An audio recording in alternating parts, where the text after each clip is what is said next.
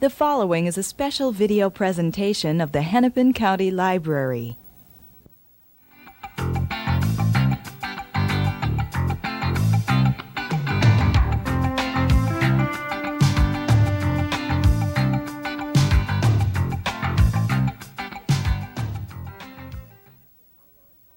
Welcome to a discussion with Barbara Wilson. I'm Ellen Hart. Barbara is the author of two mystery series. First, the Pam Nilsson series, which started publishing in you published the first 1984. one? 1984. And the Cassandra Riley mystery series is the new series. The second one is just out, Trouble in Transylvania. And then you are also the author of other novels as well as translations, which we'll get into a little bit later. The first Cassandra Riley mystery won the British, it's the British crime writers' best mystery set on a foreign soil, or how do they? Set in Europe. Set in Europe, Yeah. okay. And that one was called? Gaudy Afternoon. Okay. And now Trouble in Transylvania is set in Transylvania and Romanian. Tell us just a little bit about Trouble in Transylvania. Well, it's a hard book to sum up. It's got a couple of plots. It's set in Budapest and in the Carpathians in a small spa. And one of the plots involves an American couple who's adopted one of the Romanian orphans in 1990 and is taking her back to find out why she's not speaking. She plays the violin, but at 4 years old she still hasn't managed to say anything. And they know there's something wrong and they know it's connected with her family, but they don't know what. And so they're there along with a woman named Gladys Bentwistle, who's in her 70s and has a pet grooming salon in Tucson. And she's there to investigate the whole European spa system. She's heard that there's a wonderful life-prolonging drug called Yanvital that was invented by Dr. Pustulescu at this famous I wondered spa. how you pronounce that. Some of the names in the book are difficult, but okay, yes. Well, that's a made-up name. Okay. There are lots of Romanian names that end with skew, and I had taken it from Pustule. I wondered about that yes, too. because he's sort of an evil character. Yes. He's in his late 80s, and he's invented this life-prolonging drug that doesn't seem to help him since he's the murder victim in the book. Right. In the book, you cover all sorts of different topics. I haven't finished it yet, so I'm not absolutely sure who done it. But you cover the topic to some degree of the Romanian orphans. Now I know in Minneapolis we've seen certain things on TV about that when it was happening, but I can imagine that we probably didn't get the entire picture. Now, were you in Romania during that time, or? I was in Romania in May of 1992, so this was about 2 years after the fall of Ceausescu, 2.5 years. He fell in December of 1989. And what happened then was that people came to realize that the orphanages in Romania were full of these children who had been abandoned by their parents. But what I began to realize as I read about it was that part of the reason they were abandoned was that Ceausescu had a policy that all women had to have 5 children to increase the industrial base. And so he was very rigorous in pursuing women. You had to have gynecological exams once a month. And so a lot of women had abortions secretly and died. Was abortion legal? No, it was completely illegal. And you would be prosecuted if they found out that you'd had an abortion. So a lot of women didn't manage to have abortions either and ended up having the children, but there was no food, so they went into the orphanages. So technically they weren't all, they had parents, the parents just couldn't support them. So that interested me quite a lot, as well as the sort of stampede from Westerners to Romania, partly through altruistic reasons and partly in this kind of continuing search to find children, because these days there's a lot of adoption going on. There's not so much in this country, and people are very desperate to find children. So I wanted to capture both of those aspects of it. The little girl actually has a mother and father they find the birth mother in the book. Yeah, you touch on how incredibly horrific that would be to simply not be able to afford to feed your child, and then to have all these people coming over and grabbing them, some of them. Yeah, I mean, it's a comedy in a lot of ways, but it's a very, very serious subject at the same time. Is it better over there now? It's better. I mean, they do have democratically elected government, though unfortunately the people who are in power are still somewhat the same as Ceausescu. I mean, they're not madmen like he was, but they are communists, and it's very state-controlled government. You mention also in the book a little bit about the problems between the animosity between the Hungarians and the Romanians. Is there ethnic cleansing going on? I mean, is anybody thinking in those terms? No, I mean, this is another subject you could regard as humorous. I mean, because they have such entrenched prejudices against each other. But again, it's very serious, and especially when we know what's gone on in Yugoslavia, you see how old these animosities are. I mean, the Romanians have this idea that Transylvania, sort of the northeastern part of Romania, once belonged to them, back in the days when the Romans settled Romania. And they believe that the Hungarians came and sort of took over, and the Hungarians are aggressive, Hun-like characters. And the Hungarians, meanwhile, feel that Transylvania belongs to them and did since the Middle Ages, and they lost it in the First World War because they were on the losing side, and Romania was awarded this huge chunk of land by the French. So they're still quarreling about this, and during the Ceausescu period, the Hungarian minority of 2 or 3 million was treated very badly. A lot of them immigrated, and they weren't allowed to use their language or study their language, and that's changing now. But there's a lot of sort of both humorous and sad cultural stereotyping. It is. It was some of what you have in the book is rather humorous from the standpoint that one of the Hungarians will say, well, the Romanians are this way, and then the Romanians will say, well, but the Hungarians are this way, and it's ludicrous because they're saying the same things about each other. Exactly. Yeah. And to an American who sort of comes from a country where there is also ethnic stereotyping, but there's also a much greater emphasis on, we're all immigrants, we're all from some background. There is a sort of tolerance and enjoyment of difference. It's very upsetting and ludicrous to hear people with these entrenched ideas about each other. So you must like to travel yourself. I love to travel. Where have you been in the world? Well, I've really been mostly to Europe, some to North Africa and some to Mexico. Of course, I'd love to go more places, and so I suppose Cassandra is an alter ego in that she's been everywhere. Well, she's going to China. Yes. Are you going to China? No, the next place I'll probably go is South America. Okay, is that going to be the setting for the next book? I think probably. I'm sort of mulling over Argentina in my mind. I actually find the whole idea of Argentina, Buenos Aires, pretty fascinating. And do you speak Spanish? Yes. You do. And you speak Norwegian? And Spanish. And Spanish. And French and German to a lesser extent. A little bit, okay. Yeah. Now you've done 2 translations. And the first, let's see, Cora Sandal. Those are short stories. She's one of Norway's best-known short story writers. Okay. She lived sort of from the turn of the century until about 1973, I think, and wrote a series of novels and then some very wonderful short stories. Okay, and Ebba Haslund. Okay. She's still living. She's in her 70s and is a very prolific writer. Okay. And I translated one of her novels. Now, which was that novel? I can't. It's called Nothing Happened. Oh yes. Okay. All Det right. hände ingenting. Yes. Okay.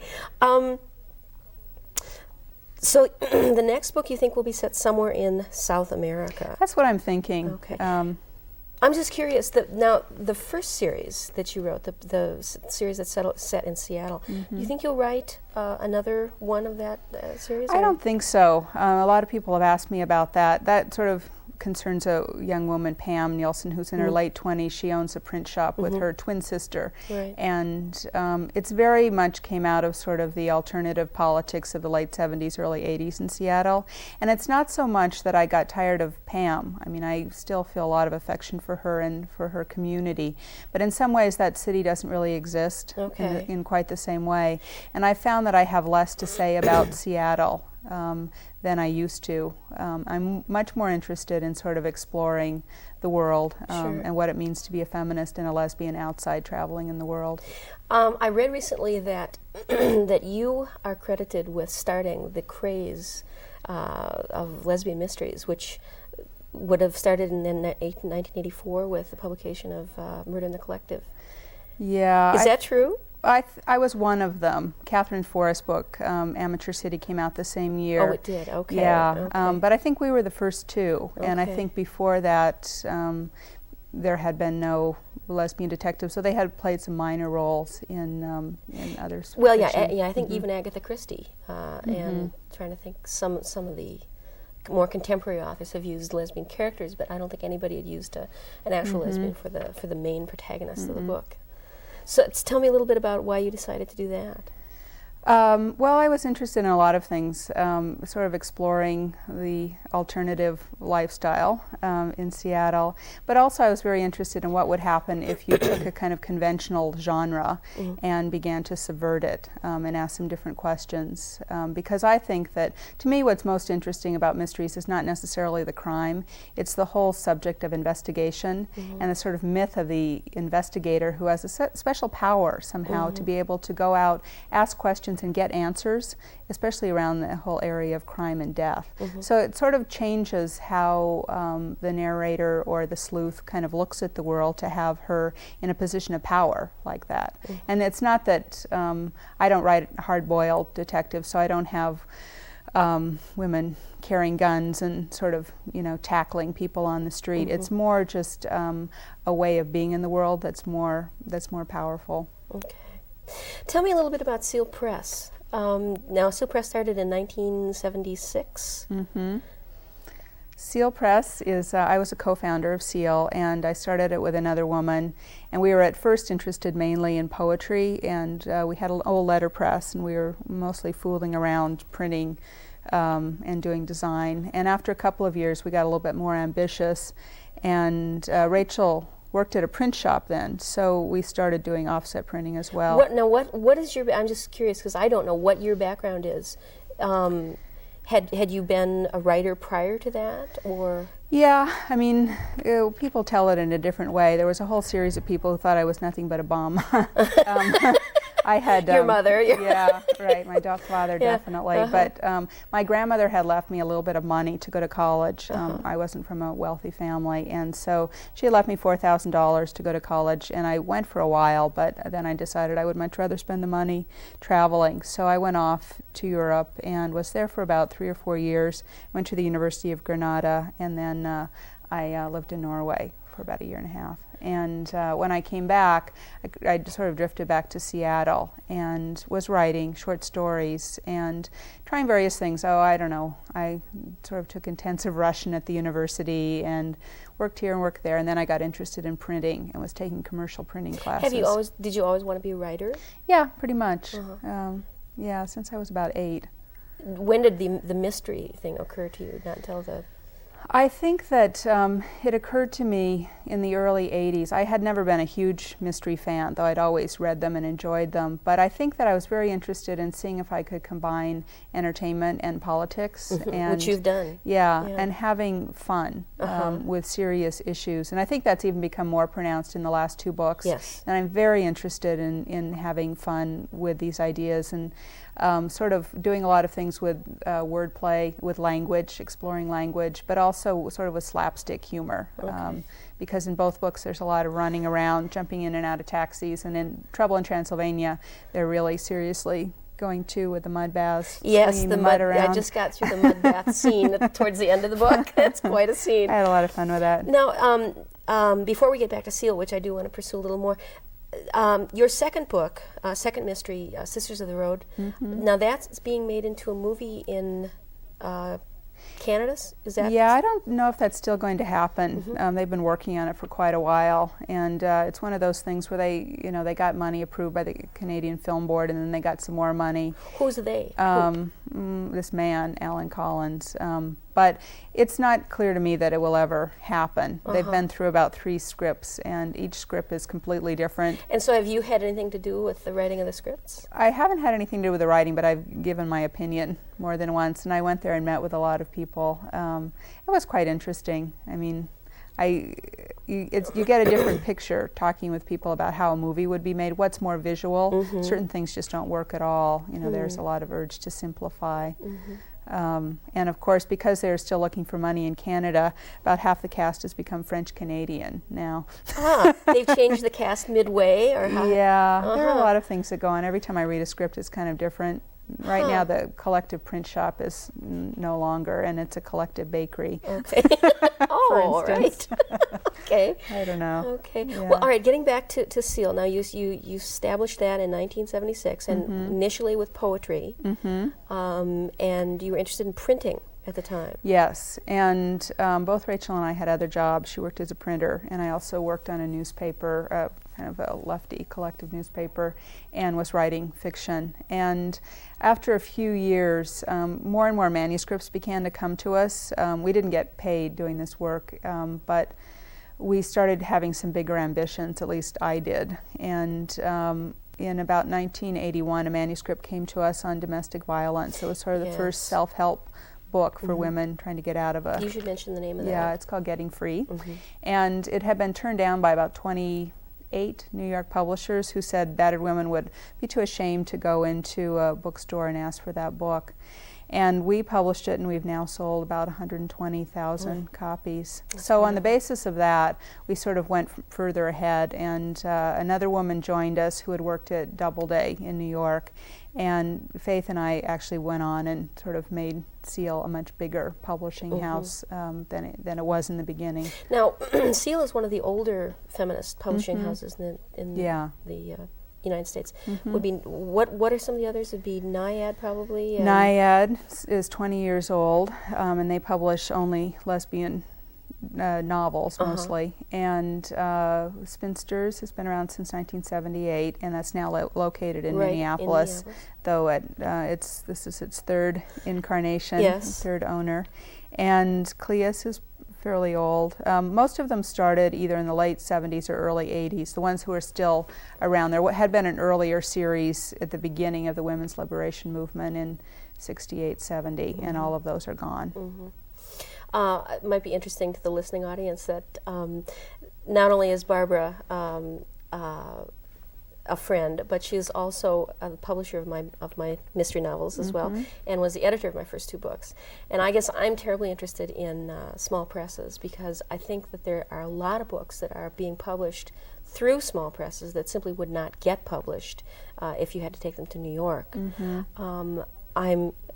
Is that your opinion as well? I think that's true. I mean, I think that a lot of the New York publishers look seriously at what the small presses are doing, allow them to sort of do research and development, see that those books are selling, look at the reviews and say, oh, let's do something just like that. You take the risk and then Yeah, that's kind of the way of the world. Yeah. But I think that small presses tend to be much closer in lots of ways to the community. I mean, often they're regional. People come to them, local people, and say, I have an idea. I think there's a real need for this book. Let's publish it. So we've been very successful with lots of nonfiction titles. We did a book called The Black Women's Health Book that I thought up, and worked with an author we'd already worked with, Evelyn C. White, and did a big anthology on Black women's health. And now, several years later, who is it? Is it Holt, I think? I think it's Holt. They're doing a book on Black women's health, too. So they're clearly watching what we're doing. Yes. And I'd say the same with fiction. I mean, we were publishing lesbian fiction long before it was popular to do so. And I think right now in New York there's kind of a flurry of sort of discovery of lesbian mystery writers, lesbian fiction writers, gay writers in general. But the small presses were publishing those authors, you know, for at least 15 years. Yeah, that's absolutely right. Now, you had a series, Women in Translation. Now, that has moved out of Seal Press. Is that correct? Yeah, somewhat. We had a real commitment to publishing the voices of women from around the world in translation. And at one time when Seal was smaller, we were able to get money from the National Endowment for the Arts. And Seal has never been a nonprofit because of the variety of things that we do. So at one point the NEA changed its guidelines, and Seal was no longer eligible to receive any money for this series. So we decided that we would make it a separate nonprofit organization and can hopefully continue to receive money, which we have. Now, how many books does Seal Press publish per year?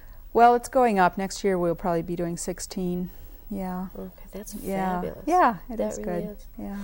And so now you're on a tour through the Midwest. You're going to be going to Madison and Milwaukee and Chicago. What's next? As far as writing for you, will you be starting on another mystery soon, or? I probably won't for a while, and I think it's partly because mysteries are only part of what I write, and I'm also a short story writer and fiction writer, and I'm working on a memoir of my childhood as well. So I have several different projects that have kind of been on hold while I worked on this book, Trouble in Transylvania. Yeah. So I'll go back to them. Yeah. So do you write like half time now, or? Probably a bit more than half time. I've pretty much reduced my hours at Seal so that I work 2 days a week and then write the rest of the time. So that can be anywhere from 3 days to 5 days, depending. This, I suppose, is a crass question, but what sells? I mean, what do you find that sells well? I mean, what in terms of your list? At Seal? Yeah. Well, the books on domestic violence, unfortunately, sell very well. There's still a huge need for them. And, pretty much novels, mysteries, a lot of the nonfiction sells very well. We're doing a series on women in the outdoors and sports. So we've done some of the first books on what you would think would be sort of normal topics, but they've never been done before, like women in fishing. We published the first anthology on women in fishing, and did a book on women in mountain climbing, sort of the same kind of thing. So I'm sure that as people are listening to this, there are those out there who have ideas for books, or maybe books that they've written. What does Seal look for as far as a little different slant on things, or what do you look for in terms of a book that you would be interested in publishing? Well, I think in nonfiction we look for books on topics that are sort of new and meet a need, books that have not been done before but should be. So, some of the books we have lined up for the next couple of years, we're doing a book for young feminists, or a collection of writing by feminists under 30. We're doing an anthology on women and adoption. Doing an anthology on single mothers. So those are some of the kinds of nonfiction books. And for fiction, it's much more personal. I think because we publish so little fiction, it has to be fiction that we really like. I mean, there's no other reason to do it. And I think we feel that if we really like a book, then it's pretty much clear that other people will like it too. One of the things that I've liked about publishing through a small press is I have friends that have published through major New York presses, and I'm being published now through Ballantine. And while that is a wonderful way to be published, I think small presses tend to take more time with their authors. From my standpoint, Seal Press helped me through the beginning stages of setting up signings and that sort of thing, which is something you learn how to do the longer you're published. But when you're first published, you don't know any of those things. And I think small presses tend to take more time with the people that they're working with. And as a writer, I guess I think that's just it really does feel like you're a big fish in a small pond, and that is kind of nice, as opposed to being one of 30,000 other authors, which is rather daunting. Yeah. So, what are you interested now in politically in writing about? Are there politics in Argentina that fascinate you, or where are you headed in that direction? I'm not too sure, actually. One of the things that continues to kind of fascinate me is children's issues. And I think that they surface both in Gowdy Afternoon and in Trouble in Transylvania, the sort of how children are treated. In Gowdy Afternoon, there's a custody battle going on. And it's sort of an unusual kind of family situation. But you see very clearly that the 6-year-old is sort of being stolen back and forth and not taken seriously. And I think that that's also true in Trouble in Transylvania, that there's a lot of struggle going on around this 4-year-old girl. So I have a lot of sympathy for children. I like to write about children and adolescents. And there's something about what happened in Argentina back in the days of the 70s when, I'm not sure how much everyone knows about this, but just the fact that many of the leftists were killed in the late 70s, and their children were adopted by the military families. And now, years later, the grandparents of these children are trying to prove through DNA that they really belong to them. So there's a lot of interesting things going on there in the aftermath of the repression of the 70s. So that's something that interests me quite a lot. So I'll just see how that develops. You mentioned in Trouble in Transylvania something I thought was interesting. We were talking about the cult of the baby, which I should have been able to pull that out. But do you remember what you had said about that? Well, Cassandra is Catholic, or she was raised Catholic anyway, and so she makes sort of a point at the end that her mother, who had 8 children, was sort of really into people having babies. She never seemed to feel that she'd had too many babies, though she was always telling everyone she had too many children. Yes. And I think that that's true in some ways, that people sort of idealize children, want children for reasons that don't have anything to do with liking them as people. I mean, they mean something far beyond their true lives as little people who are growing into large people. And I think that that's very true in this whole kind of control of women's fertility and sexuality, which the book is also about. That children are there to say something about the adults and not to be who they are themselves. That's very interesting. You were mentioning that there were several chapters that started where you were talking about language, and you'd mentioned that you wanted to talk a little bit about language. I didn't quite understand what you meant, so maybe you could pursue that just a little bit. Well, one of the things I got interested in with Trouble in Transylvania is the case of this little girl, Emma, who doesn't speak. She's 4 years old, and some of it has to do with a friend I know who was abused as a child and who didn't speak until she was about 4 or 5. So I've been interested in what that's like, on the impact on everyone. And I got interested in sort of reading the theories of Noam Chomsky about how language is developed. I mean, there are a couple of different schools of thought, at least. Which you mentioned in your book. Right. Yeah. One is that children are born with a kind of template of language, and that you just sort of, it doesn't matter what language you speak, it's in your genes, you're born somehow being able to pick it up.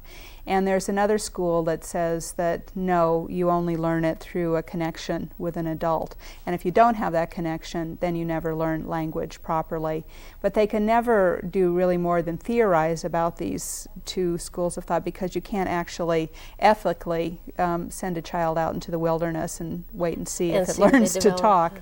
So they sort of look at situations with children who have been abused or neglected in some way and try and extrapolate from that what actually, how language is learned.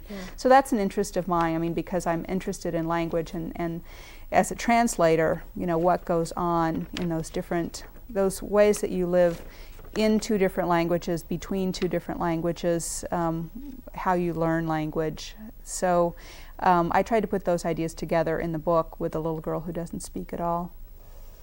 Well, as you can see, Trouble in Transylvania is a book that is not your typical mystery. We were discussing an awful lot of different things, and they're all discussed, as well as the goddess and a number of other things in the book. I highly recommend it. Barbara Wilson, thank you for being here today, and thank you for joining us. Thank you, Ellen.